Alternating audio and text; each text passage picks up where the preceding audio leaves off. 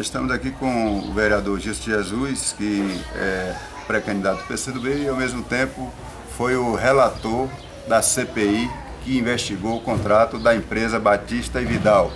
Essa empresa ocasionou um prejuízo de 632 mil, né, que foi o que a prefeitura pagou, e em decorrência do serviço que não foi bem prestado, ocasionou a multa de mais de 5 milhões para o município e também a prefeitura vai ter que retornar, pagar novamente o que deixou, a compensação que fez no INSS.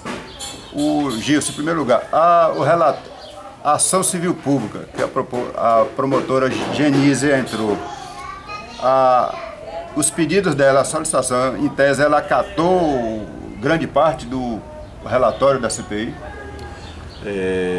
Diria que, em primeiro lugar, que a sensação de alegria de vermos o Ministério Público atuando quando há um chamado da sociedade e há também sempre uma parceria entre o Ministério Público Federal e a Câmara de Vereadores e a doutora Genise Oliveira, ela que pegou o nosso relatório, deve ter estudado todas as peças, analisado todas as peças dentro da sua autonomia e da sua competência, e nós consideramos que ela acatou muitos aspectos, eu diria que totalmente aquilo que a gente pede na essência, que é a suspensão de mandato, a suspensão do mandato e dos direitos políticos, né, e a devolução dos recursos. Isso foi acatado 100%, né? Hoje o que nós percebemos é de que passa a sociedade agora a analisar de que não era um problema de quebra de braço entre a oposição e o prefeito municipal. Tratava-se do papel do vereador que, sendo oposição ou não, no meu caso, pelo PCdoB, o vereador na área, o vereador Bahia pelo Democrata, e aqueles que assinaram como Benilson e Dedé, os vereadores que cumpriam a função constitucional que diz que 1/3 da Câmara de Vereador tem poder de criar uma CPI. E hoje a sociedade passa a entender de que esses vereadores agiram de acordo com a Constituição Federal, porque foram respaldados pelo Ministério Público e há, no momento, todo um quadro político em movimentação, em transição. Ou seja, nada mais do que estava estabelecido do cenário político, que você imaginava a oposição, cada um apresentando um nome, um desfile de nomes, e que seria só isso, constando o nome do prefeito Zé Carlos como um pré-candidato. Hoje está uma ameaça concreta de que o nome dele pode não constar da lista desses pré-candidatos a prefeito, e o vice-prefeito assumindo, haverá um ambiente político para ser analisado por todos esses partidos e quais composições serão feitas. Então, portanto, ela mexe com todo o cenário e é importante as consequências para a política de Itapetinga, porque hoje o Brasil, os setores de opinião, a imprensa no geral e as pessoas que são movidas pela questão da ética, estão querendo um combate forte à corrupção. Itapetinga marca, portanto, uma página valorosa nesse momento histórico, porque ela busca que a Constituição Federal seja respeitada, que a lei de improbidade administrativa seja aplicada e que os recursos públicos sejam vistos com seriedade. Ô Gilson, em relação à entrevista que o prefeito deu em Vitória da Conquista para o blog do Anderson, lá ele disse, em forma de ironia, de que a CPI fatalmente seria enterrada, visto que tudo que começa errado termina errado. Qual é o entendimento, a sua avaliação sobre a frase do prefeito? É uma tentativa de intimidação da justiça ou vai mais no sentido de desqualificar o judiciário e mostrar que no Brasil ainda perdura a impunidade?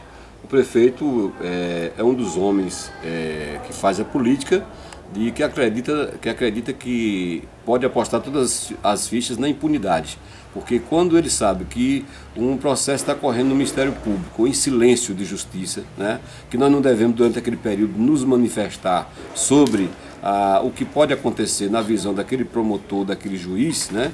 É ele que é réu e qualquer um de nós que sejamos réus, temos que ouvir em silêncio, até mesmo no julgamento perante as testemunhas, o papel do réu é em silêncio, só se fala alguma coisa quando é indagado. Então eu acho que ele é um dos brasileiros que lamentavelmente acredita que tudo pode dar em pizza e alguém para poder oxigená-lo politicamente e dizer, não, isso aí você faz parte de um partido que tem muita influência, de um governador forte e que tem influência nas instituições e que isso vai dar um jeito para ser arquivado. Então eu acho que ele errou e principalmente foi muito ingênuo quando menosprezou que o próprio Ministério Público recebesse uma cópia dessa sua entrevista, porque aí é provocar o Ministério Público de que o Ministério Público vamos dizer assim, um apenso do poder para fazer o que quiser. Ô Gilson, o debate político tomou conta neste final de semana. Nos arredores e nos meios, nos bares, nas mesas, nas conversas, chegaram pessoas até, e alguns me telefonaram, indagando se já tinha Polícia Federal, o carro da Polícia Federal na cidade, se ia prender o prefeito, ou seja, causou uma efervescência. Qual é, então, a sua avaliação da repercussão desse fato? Nós já publicamos aí de que foi pinchado um muro no bairro Américo Nogueira, precisamente na Avenida Carmelo de Sá, em que lá prega contra a corrupção e realmente indagando, e agora, José, o que é que vai acontecer? E, portanto, se o povo começa a se manifestar, a pichar muro, qual é a sua avaliação das consequências políticas desse teatro, desse processo, né, e da conclusão dessa CPI para o atual prefeito?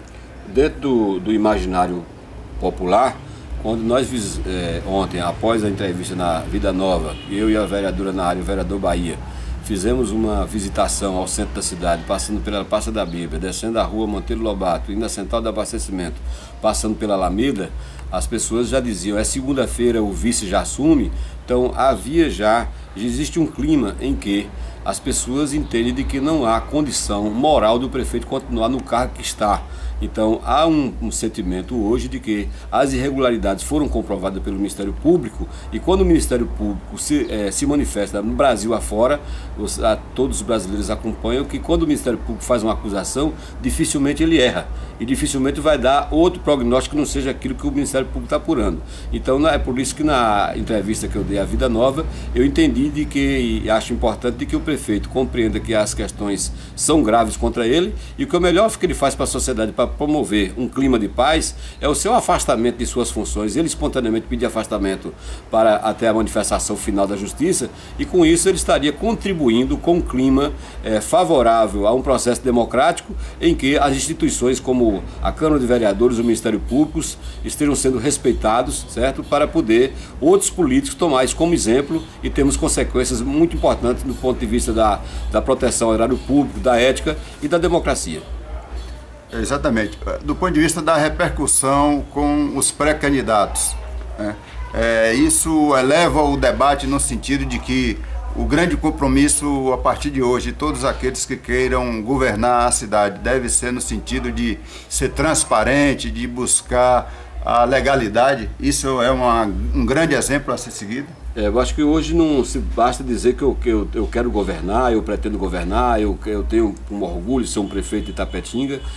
Hoje o que as pessoas estão verificando e as pessoas estão analisando é de que a Prefeitura de Itapetinga e a comunidade de Itapetinga exige de hoje governante que tenha atitude. E as atitudes que tenham de ações sejam de viabilidade, de que as obras andem, de que os recursos aplicados sejam visualizados, ou seja, transparentes por parte da sociedade, certo? E aqueles também candidatos que imaginavam de que somente com a ideia de ser candidato a prefeito o seu nome poderia crescer, percebe-se de que hoje a pessoa também, para poder se acreditar à candidatura, ele também tem que andar pelos caminhos, trilhar pelos caminhos dos espinhos, né? Porque imagine o quanto tem sido tenso, o quanto tem sido difícil para esses 3 membros da CPI, certo? Principalmente o papel da presidente e do relator, para poder acusar isso com convicção e alguns quererem, muitas vezes, se aproveitar de um espaço político desse e querer uma perspectiva dizendo isso eu estava ou qualquer coisa. Não, acho que no momento a sociedade tem que fazer uma reflexão de tudo que aconteceu, certo? E ver dentro dos candidatos e dentro dos partidos políticos aqueles que terão capacidade de praticar essa transparência, essa ética e esse novo momento que a sociedade de Itapetinga está pedindo, que é o que o Brasil também está pedindo, que você vê diariamente a quantidade de de denúncias dentro do Senado Federal, dentro do Congresso Nacional, dentro de ministérios, que só no governo Dilma 7 já foram demitidos pela própria presidente a partir de denúncias, né? Então nós estamos vivendo um momento de que as pessoas querem passar a limpo o que há de sujo, né? Porque se confundiu democracia com acordos e negócios com dinheiro público, né? E agora, portanto, acho que é uma nova geração e é um momento assim que novos juízes, novos promotores e a imprensa investigativa haverá de ter uma nova cultura política de perspectivas sérias e que você possa apostar e ter orgulho, às vezes, de um país, de um governante, no que não está acontecendo no momento e que poderá acontecer em breve com esses novos fatos. Gilson Jesus, sobre a Câmara de Vereadores, nós sabemos, através da imprensa, nós divulgamos nos blogs, no site, de que você tem defendido a realização de concurso público. Por último, agora então, surge um projeto de Romildo propondo a criação de mais 15 assessores, em média salário de R$ 1.800. Você acha, existe também proposta na Câmara de que seja construído na cidade um centro administrativo, quando na verdade não, os bairros sequer têm esgoto, né? O sistema de esgotamento corre aí no meio da rua. A Câmara não precisa redirecionar essa postura, seja hoje, quando tenta fazer o Romildo, um trem da alegria, propondo a criação de novos 15 assessores, em contrapartida, deixar de lado o concurso público, que é um anseio, e às vezes até pensar em coisas mirabolantes, como esse projeto do centro administrativo, e deixando a realidade nua e crua do povo para diante. Quem pensa dessa forma, como pensou o vereador Romildo, pensou na contramão do que está acontecendo no Brasil afora. Então nós entendemos de que num pronunciamento que nós fizemos anterior ao dia 23, não me lembro se foi exatamente o dia 18, dia 17, a Câmara, começo da segunda quinzena do mês de abril, nós registrávamos de que esse projeto não podia ir para frente por alguns aspectos. Primeiro, como é que você passa o mandato de vereador em 2009, 2010, 2011 com um assessor e só acha que precisa de assessor em 2011, 2012 no processo das eleições? Já se vê que era uma jogatina, um trem de alegria para poder complementar a caixa de campanha. Porque se você fez o mandato, 3 anos do mandato, e está terminando, está na metade do quarto ano do mandato, e agora que vê necessidade de verba de gabinete, é equívoco e jogada de engenharia duvidosa. Segunda questão, a Câmara de Vereadores, por essa mesa que foi apoiada, eu mesmo apoiei, e as pessoas ligadas à oposição, tinha como compromisso o concurso público. Então, priorizar o trem da alegria é inviabilizar o concurso público, né? Então, eu entendo que a Câmara Municipal, o presidente vai ter que baixar a sua resolução e o edital do concurso público, garantindo os serviços gerais, digitador, a estrutura que tem para poder os gabinetes funcionar, com alguns funcionários também do quadro, porque se você coloca hoje 15 assessores, você conta de dedo os assessores de gabinete que frequentam a Câmara de Vereadores. Então, porque são cargos políticos, o cara pode ficar circulando pelo bairro e tal. E quando você procurar aquele vereador e o gabinete não estiver aberto, a repercussão é negativa. Então há uma cobrança da sociedade que os gabinetes estejam abertos para a comunidade e não é com esse trem da alegria que passará. Com certeza, politicamente, não passa na Câmara mais nessa legislatura. Tá certo. Estamos encerrando então a entrevista com o vereador Gilson Jesus, que é relator da CPI e que, portanto, falou hoje sobre a repercussão da ação civil promovida pela promotora de justiça e também sobre a questão do trem da alegria e o concurso público na Câmara de Vereadores. Muito obrigado.